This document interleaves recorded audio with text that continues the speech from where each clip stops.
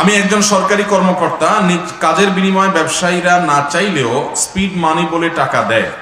আমি না নিলেও আমার কাজের জন্য সহকর্মীরা টাকা তুলে ভাগ করে নেয়, যেটা প্রতিরোধ করা আমার ক্ষমতার বাইরে। এরূপ ক্ষেত্রে আমার জন্য এটা গ্রহণ করা কি পাপ হবে? আপনার সহকর্মীরা যদি হারাম খায় তাই বলে আপনি হারাম খাবেন না। কেউ যদি সেটা নিয়ে ভাগযোগ করে খায় তো সে হারাম খাবে, তাই বলে আপনি সেটা গ্রহণ করতে যাবেন না।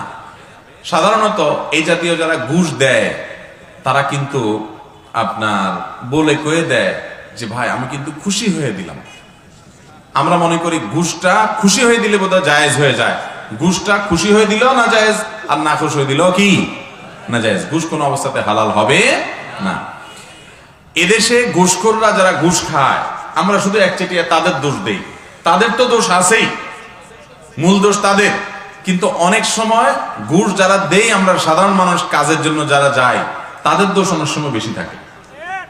একটা কাজ, সরকারি কাজ একটা নির্দিষ্ট নিয়মে হবে, লাগবে 1 সপ্তাহ, আপনি চান না হাতে হাতে করে নিয়ে আসবেন, তাহলে আপনি নিজেই ভায়োলেশন করতে চান, তখন এবার আপনার স্পিড মানি দেওয়া লাগে।